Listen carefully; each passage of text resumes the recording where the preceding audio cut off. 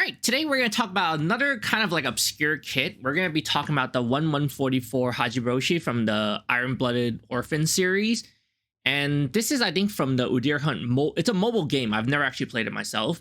And this is actually the Iron-Blooded coding version. So it's a special coding version. And I believe it's an event limited only item. So on this website that I found on Gundam Kits, they said that this actually released in April of 2022 at a retail price of 4,000 yen, which roughly comes around like $45-ish. And in the preview photos, honestly, it looks really good. I would assume that the sticker is for the eyes, but the coding itself actually looks very, very nice. I guess my one concern about this kit is that, is it really panel lineable in order to add like a little bit of more like detail to it? I actually recently built a kit that's somewhat similar of a gray color, which I'm going to kind of show you guys just to give you an idea of what to really expect. But in general, I have a love-hate relationship with IBO kits, and I'm going to show you two of my favorite ones I actually built. And yeah, it has its upsides and downsides. The base actually version of this, the IBO, the Hajiroboshi, I was not very a big fan of. And my also other concern is this V-fin part where they always come with these like tiny nub parts, right? My concern is I always cut off these extra nub areas on the V-fin to make it sharper. But since it's special coated, if I were to cut that off, would that ruin the coating is the question. Okay, so before I show you what's inside the box, the two concerns I had was one, panel lining, and two would be nub marks and being able to cut out extra parts, especially on the V-fin, just because it's a special coating, right? So we'll talk about panel lining first. I actually recently built on stream D-style Ultrasaurus from Zoids, and you kind of see like the same type of coloring on there, right? So we have the silver, which is kind of like the metallic silverish color. Of course, this kit is just straight panel lined and top coated.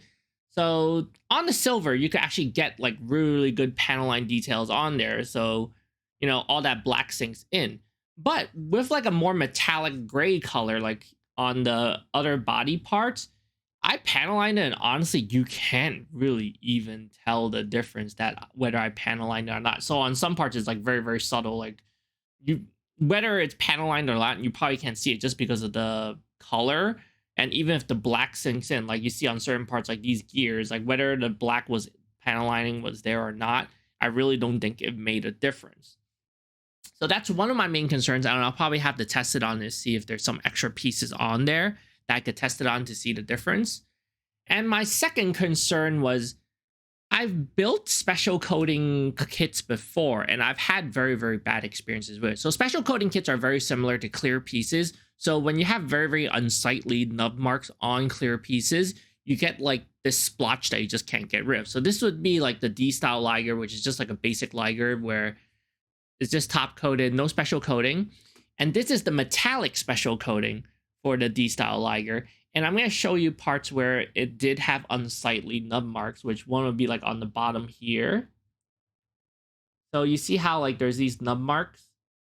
So you can't get rid of those. And I've tried to paint over it where you see like a splotch here where I tried to repair it in the middle under his jaw. And it really, you just can't repair these things, which is kind of my main concern, right? So with the V-fin, if I try to cut it, am I going to end up with unsightly marks on there? And while we're at it, I said I was going to show you two Iron-Blooded Orphan kits, which was the Vidar, which is the other one. The other one that I built was actually this Barbados, which is one of my first Iron-Blooded Orphan kits. Actually, it's one of my first Gunpla kits that I built, and actually hand-painted this with Gundam markers, like the sword and everything. I honestly felt like it came out pretty good for what it was, considering it was one of my first kits. The problems I see it having, especially since I don't think that I can top coat special coated kits. I'm going to test it on the runner when I do build it, so I might do a separate video of the actual build process as well as the finished product and show you what it looks like. But the one thing you have to be aware of is with Iron-Blooded Orphan kits is that the waists are all very thin. As the joints in general, they're like very floppy. So I kind of foresee that I'm gonna have issues with the Hajiroboshi, where it's probably gonna be very, very floppy considering how big the structure is. So we're gonna have to see. Once you get into pose, it really doesn't matter, right? But before then, like, you might have a lot of issues. So let's go ahead and see what's inside the box. So the crappy thing about this is they actually don't show what's inside of the box on the box itself. So on all the edges itself, it kind of just shows you the actual art of it, but you don't actually get to see what's inside the box. So if you're buying this, honestly, like, you don't know what you're walking into. I mean, which is kind of like, I guess, like the premium Bandai look is supposed to be so you could tell it's a premium Bandai kit because it's a black and white. But, you know, I don't really see why they can't just, you know, have color on there and just put like some kind of premium Bandai stamp, but that's just their staple, right? So inside the box, I luckily got this kit because my sister was actually at New York Comic Con, and I don't know if it's an event limit kit. Oh, right off the bat, I'm gonna say the coating on this is gorgeous. It actually looks very, very nice. I'm not sure if it comes off on camera itself. It actually has this like titanium. So compared to the chrome coating that I had on the Liger, this kind of has like this like titanium gunmetal grayish type of finish. So I already do see right off the bat that I can try to panel line this, but you know, we'll see what it looks like first. And I'm the type of builder that I actually do like to panel line as I go. So it actually does come with a sticker sheet. I believe the only sticker I'm gonna use is probably the eye sticker, and I believe this one is probably for the actual gun itself, so I'm gonna use those. But as for every other piece, you do actually get some sort of color separation on there. So like pieces like the V-fin is actually a deeper color gray than the actual body pieces itself. So like these are like some pieces I see are like the backpack pieces, the skirts. I believe that's like on the back side, like those like little missile pod looking thingies. So you do actually have color separation on there, even though everything is gray and black. The V-fin is actually a darker piece. As you see on here, right, the V-fin, there are those tiny nub pieces. I'm not sure if I'm able to cut it without actually damaging the kit. So I'm going to have to see if there's actually some, you know, parts that I could kind of test it on. But yeah, like the actual kit itself, the finish on it is just gorgeous. So I think if you're someone that's building these kits and you're not someone that paints and you want to have something that has like that metallic painted color, I think these kits, especially if you could pick it up for just retail price and not like the scalped prices, this is like a great pickup. So you do still see here where the inner pieces, like sometimes like where the joints are, like I believe these are like the leg pipes, is actually not painted to a metallic coating. It looks just like the regular, yeah, it just looks like the regular pieces. This is like the chest parts, right? So I think it's directly carried over from like the kits like the Barbados, where it's not finished. So I'm not really sure how it would actually look like on the actual kit itself. So it does come with like just like pieces of paper, shows you what it looks like. It does come with like this like crab claw. I'm not a fan of the actual weapons itself, so I might actually just end up like, I don't know what this like little dildo missile sword thing is.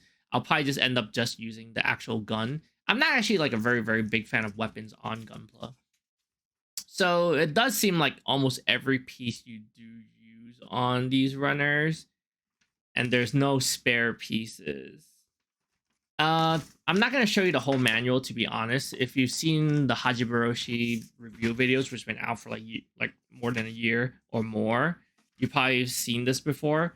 So I just kind of want to show you what the actual special coating looks like, and what to expect. So in regards to what to expect, there's some pieces like the inner frame, it's not specially coated, which is kind of disappointing. As for how much of it actually shows, then we're going to have to see when we build it. So far, I find the special coating actually very, very, very nice. It's kind of odd they include stickers. I'm going to assume the stickers are there maybe because, I don't know, some people might want to use them.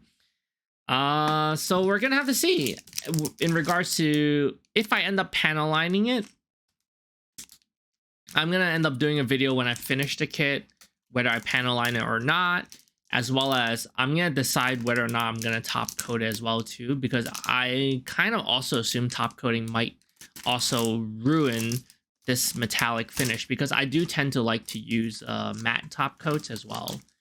So that's pretty much it. I hope this kind of helps you in regards to deciding whether or not you should pick up this kit and what to kind of expect when you buy these iron-blooded coating kits. Because I honestly tried looking up everywhere online in regards to, oh, okay, what they exactly look like. I've seen finished builds, but I've never actually seen like what to expect inside of the box. Like, until I opened this, I actually didn't know that you actually get color separation and that not the whole kit is specially coated. And it's very, very interesting that actually the V-fin is actually coated differently than the actual body pieces itself. Which I guess might come together pretty well when I actually put them together. Because like even on here, you see like certain pieces are kind of a little bit darker than the rest of the body.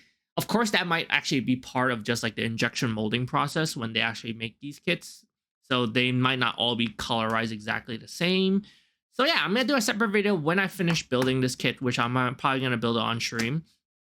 And then we're going to kind of look at what the finished product looks like, the issues that it might have, especially with nub marks, since it is a specially coated kit.